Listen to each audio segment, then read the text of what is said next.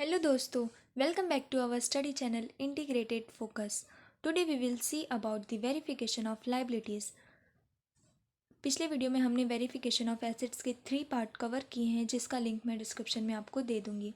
अब हम देखते हैं कि बैलेंस शीट में जो लायबिलिटी साइड में जितने भी कंटेंट आते हैं कंपनी के बैलेंस शीट में, जैसे कि capital, loan, advance, bill payable, trade creditor and other etcetera, तो वो सारी चीज़ों को किस तरीके से वेरीफाई किया जाता है वो हम देखने वाले हैं। सबसे पहले लायबिलिटी फॉर ट्रेड क्रेडिटर, जो कि नॉर्मल सी बात है कि हमें क्रेडिटर को जो है क्रेडिटर से हमने अगर उधार में कुछ परचेस किया है तो हमें उसको कुछ अमाउंट देना रहता है जो कि हमने नहीं दिया है, तो वो हमारा क्रेडिटर बन जाता है। तो हमने जो चीज़ परचेस की है हम ये चेक करेंगे कि purchase book, purchase return book और साथ ही साथ गुड्स इनवर्ड बुक, ये तीनों चीज़ें से रिलेटेड होता है ट्रेड क्रेडिटर। तो ये तीनों को अच्छी तरीके से वेरीफाई करेंगे, इनकी बुक को भी और इनके लेजर को भी।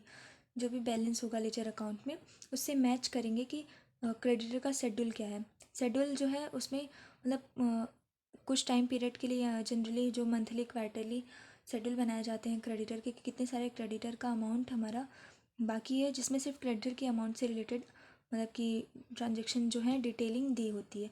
तो उससे हम मैच करेंगे कि कितने अमाउंट का हमने परचेस किया था जो कि हमने अमाउंट की पेमेंट नहीं की है। आउटस्टैंडिंग बिल्स पेबल, यानी कि कितना पैसे बाकी हैं, ये हम बिल पेबल में भी दिखाते हैं। और जो सारी इन्वॉइसेस वाउचर हैं वो जनरली ज़्यादातर close of the financial period में के लिए अच्छी तरीके से चेक की जाती है, क्योंकि उसमें फ्रॉड होने के ज़्यादा चांसेस होते हैं। अब हम देखते हैं liability in respect of loans, यानी कि लोन के केस में किस तरीके से लायबिलिटी को होती हैं, तो उसे कैसे चेक किया जाता है। जब हम लोन लेते हैं तो लोन हम कॉन्ट्रैक्ट बनाते हैं कि हाँ, एग्रीमेंट करते हैं कि हम इतने अमाउंट का जैसे लोन ले रहे हैं, इतने टाइम पीरियड के लिए, इतने इंटरेस्ट पे, और इसकी मैच्योरिटी इतनी है, मतलब कि जैसे हमने 1 साल के लिए लोन लिया है तो 1 साल के बाद का डेट दिया होगा, उतने टाइम पे हमें उसे पेमेंट करना होगा, अदरवाइज़ इंटरेस्ट चार्जेस लग जाएंगे। तो वो जो कॉन्ट्रैक्ट होता है, करस्पॉन्डेंस होता है। और अगर कंपनी का हम चेक कर रहे हैं तो कंपनी के केस में डायरेक्टर की मिनट बुक होगी, तो उससे मैच किया जाता है कितने इंटरेस्ट बाकी है देना, कितना इंटरेस्ट हमने पे कर चुका है, ये सारी चीज़ें वेरीफाई की जाती हैं। फिर हमारा आता है लायबिलिटी ऑफ एक्सपेंसेस, यानी कि आउटस्टैंडिंग एक्सपेंसेस जो है इससे लायबिलिटी कंसीडर किया जाता है। ऐसे एक्सपेंसेस जो कि हमें पे करने बाकी हैं, उसकी सारी रिसिप्ट एंड वाउचर को चेक किया जाता है। जैसे कि एंट्रीज हमने जो की हैं, सेल्स, डिमांड नोट, वो सारी चीज़ों से मैच किया जाता है। ये देखा जाता है कि ये पर्टिकुलर टाइम पीरियड के लिए तो है ना, मतलब कि एक्सपेंसेस क्या पता नेक्स्ट फाइनेंशियल ईयर की हैं, या और इस टाइम पीरियड की नहीं हमने इसमें दिखा दी हैं, तो ऐसा ना हो, इसे अच्छी तरीके से ऑडिटर चेक करता है। फिर हम देखते हैं कैपिटल। कैपिटल भी बैलेंस शीट में आता है। तो कैपिटल को कैसे देखना है, अगर कंपनी का फर्स्ट ईयर है, यानी कि कंपनी अभी अभी स्टार्ट हुई है, तो उसका जो MOA AOA है उसमें देखा जाएगा कि कैपिटल से रिलेटेड उसमें क्या प्रोविज़न है, उससे वो मैच कर रहा है कि नहीं। उस अगर फर्स्ट ईयर नहीं है यानी कि सब्सिक्वेंट ईयर है, तो उसमें प्रीवियस ईयर का मैच किया जाएगा। साथ ही साथ अगर कैपिटल सेम प्रीवियस ईयर की तरह नहीं है, यानी कि रिडक्शन हुआ है या अल्ट्रेशन हुआ है, तो उसे अच्छी तरीके से चेक किया जाएगा। और अगर पार्टनरशिप फर्म है तो पार्टनरशिप डेट देखी जाएगी, कैश बुक, पासबुक देखा जाएगा। फिर आता है reserve end fund. Reserve end fund में जनरल रिजर्व, यानी कि रिजर्व फंड जो भी होता है उसमें कितना अमाउंट रखा जाता है, उसे मैच करेंगे हम profit and loss appropriation account से, क्योंकि इसमें प्रॉफिट एंड लॉस का एक अप्रोप्रिएशन बनाया जाता है कि हाँ, इतना हम हर साल रिजर्व रखते हैं। और उस रिजर्व में जैसे capital redemption reserve, debenture redemption reserve, secret reserve, ये सारी रिजर्व भी आती हैं, तो उसे उस तरीके से मैच किया जाता है। फिर हम देखते हैं क्रेडिटर। क्रेडिटर के केस में हमने अभी देखा था क्रेडिटर का, तो इसमें सेम वही है कि सारी invoices, credit note, goods inward book को चेक किया जाता है। डिबेंचर। डिबेंचर भी हमारी बहुत एक इम्पॉर्टेंट लायबिलिटी होती है। जो भी हम इसे भी जब हम न्यू कंपनी इस्टेब्लिश करते हैं तो MOA AOA में मेंशन करते हैं कि हमने कितना डिबेंचर लिया है, हमारा डेट इक्विटी रेशियो क्या है।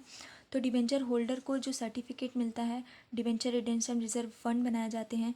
साथ ही साथ अगर डिबेंचर ट्रस्टी इन्वॉल्व है तो उनसे रिलेटेड मैच करके देखा जाता है कि जो भी अमाउंट शो हो रहा है बैलेंस शीट में वो सारी चीज़ों से कनेक्ट है कि नहीं। नेक्स्ट देखते हैं बिल्स पेबल। बिल्स पेबल भी बिल्स पेबल के केस में यानी कि हमें अमाउंट पे करना होता है तो हम उसमें कैश बुक, पासबुक वगैरह और उसकी ऑडिटिंग करते हैं इसी तरीके से। नेक्स्ट है हमारा अमाउंट रिसीव्ड इन एडवांस। जिस तरीके से मैंने बताया कि आउटस्टैंडिंग एक्सपेंसेस होते हैं, उसी तरीके से कोई अमाउंट हमें पहले ही एडवांस में मिल चुकी है, यानी कि पिछले मंथ का जो है अमाउंट वो मुझे नेक्स्ट मंथ की जो भी फॉर एग्जांपल रेंट या कोई भी एक्सपेंसेस है, जो इनकम मुझे नेक्स्ट मंथ में होने वाली थी वो मेरे को इस मंथ में हो गई, तो वो मेरे लिए लायबिलिटी बन गई। तो उसे भी अच्छी तरीके से चेक किया जाता है सर्टिफाइड स्केड्यूल के द्वारा।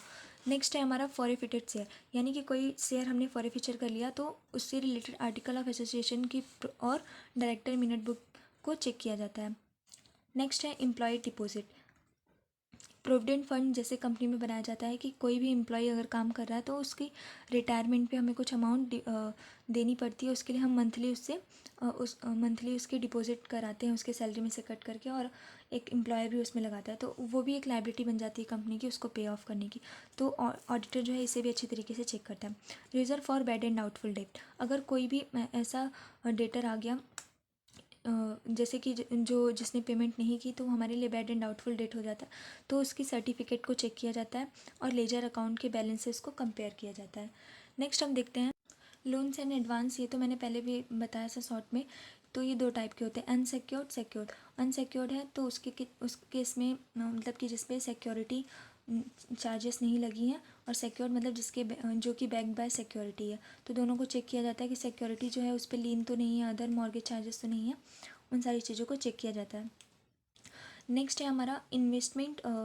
सिक्योर्ड लोन की ही कुछ टाइप होते हैं, जैसे कि इन्वेस्टमेंट हमने स्टॉक एंड शेयर में कर दी, mortgage on property, insurance policy, ये सारी भी एक तरीके से लायबिलिटी बन जाती हैं जिसे ऑडिटर चेक करता है उनके रिस्पेक्टिव वाउचर से। इसको मैं रफली बता रही हूँ कि ये उतने इंपॉर्टेंस नहीं है, जो इंपॉर्टेंट थे वो हमने अभी कवर कर लिए। इसे हम बस ऊपर से देख लेते हैं। Guarantee by third party, this is important. For example हमने अपनी फ्रेंड के मतलब कि हम बिज़नेस अगर कंसर्न है तो हमने किसी के बिहाफ पे अगर गारंटी दी है कि अगर उसने पे नहीं किया तो हम उसके बदले में पे ऑफ करेंगे टू दी बैंक, तो वो गारंटी हम जब थर्ड पार्टी को देते हैं तो वो भी हमारी लायबिलिटी बन जाती है कि उसके डिफ़ॉल्ट होने पे हमारी सेकेंडरी लायबिलिटी बनती है कि हम उसे पे करें। तो मॉर्गेज डेट फिक्स्ड या फ्लोटिंग चार्ज अगर लगी है तो वो सारी चीज़ों को चेक किया जाता है in case of guarantee by third party bye auditor. फिर आता है हमारा सिक्योरिटी ऑफ गुड्स, यानी कि गुड्स के केस में गुड्स की सिक्योरिटी किया जाती है, जैसे वेयर हाउस में कि आग ना लग जाए, गोडाउन का जो कीपर होता है, गोडाउन कीपर की रिसिप्ट, वेयर हाउस की receipt, goods warrant, dock warrant, delivery note, warehouse rent, ये सारी एक्सपेंसेस को चेक किया जाता है।